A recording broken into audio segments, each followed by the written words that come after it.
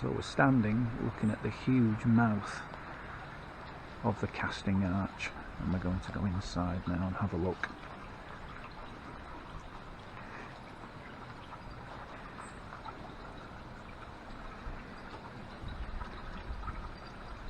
Absolutely huge structure.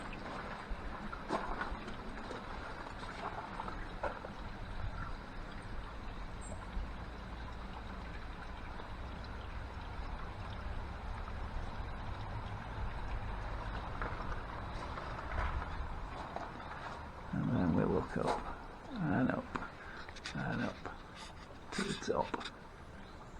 A huge chimney. As you can see, it's made from bricks.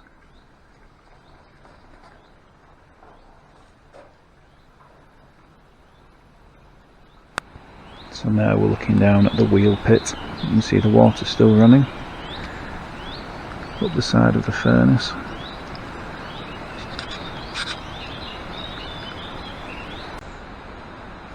The noise must have been tremendous. The clanking of the bellows, the roaring of the fire, the heat must have been just unbearable.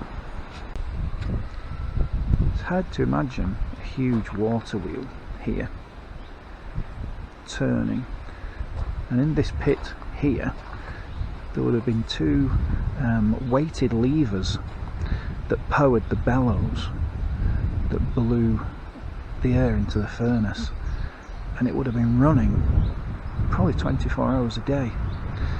The furnace was built around the 1730s, and there were quite a few built in this area, and they were powered by the coppice woodlands. You can see at the back here how thick the wood is, and there have been families living within the woods, making charcoal, cutting the trees down for coppice. And what coppice is, if you look at this tree here, you would cut it off at the base, and then next year more shoots would come out, and you would keep doing that until you got them the thickness you wanted, and then you would cut them down and either burn them for charcoal or send them to the furnaces. And I would imagine a furnace this size used an awful lot of wood. Can you imagine the bellows clanking up and down constantly? And the heat must have been tremendous. This area is very rich in iron ore, hematite, and in Barrow there were iron furnaces. When the Industrial Revolution hit this area, it hit it big time, and the iron ore was one of the reasons that it came to this area. You can see in this big rock here the redness. That's the iron ore. That's what they're trying to get out. This area here is where the iron would have been cast into what were called ingots, little bars of iron, and it would have run from the mouth of the casting arch. Would probably have been some sort of pipe or runnel to let the iron come down, the hot molten iron, and then it would settle in the casting moulds to make the ingots.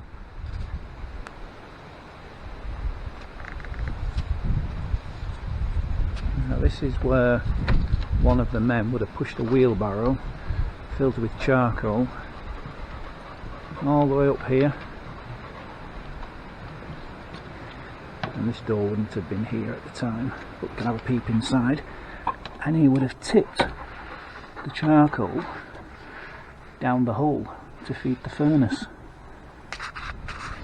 Even though it was running all day and all night, each shift only had 6 men,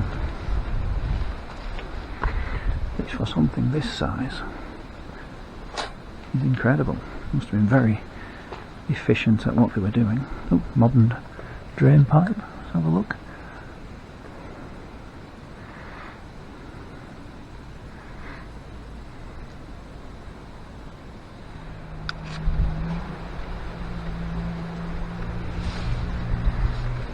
So this is the building where all the charcoal would have been stored that fed the furnace, and look at the size of this.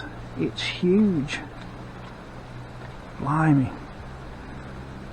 How many tons of charcoal would have been needed to fill this? It is absolutely immense. Look at that, it just keeps going on and on.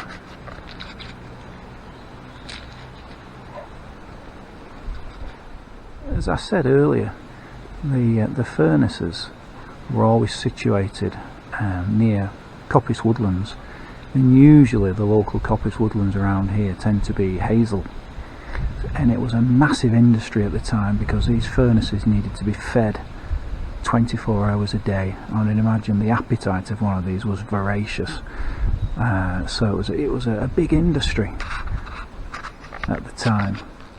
We'll walk up between some more buildings. Very impressive. This is the later charcoal store. If you look at the size of those buttresses holding that wall up, a lot of slate has gone into building these. And what you have to bear in mind is each piece of slate was probably brought on a hand cart or pulled by donkeys to get here. There were no cars and no lorries, and then they would have a crude kind of scaffold to get the height. Incredible. 1700s.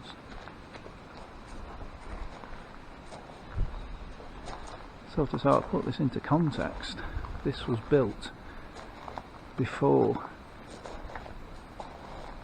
the Jacobite rebellion in 1745.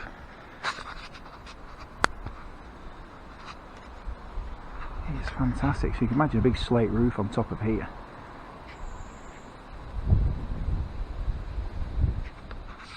I wonder how old that beam of wood is, what stories it could tell. I don't know what building this is. There isn't a sign. I'll just get out of the sun there and shine on the lens. There's some sort of doorway there at the top, and when we come down to the bottom there's a doorway here, so maybe something was dropped in up here and taken out down here. Don't know, possibly. Fantastic. Now when you imagine the nearest quarry is about 10 miles away, there were no main roads, there were just cart tracks, and to move this amount of slate, there is tons and tons of it, all fitted together by hand.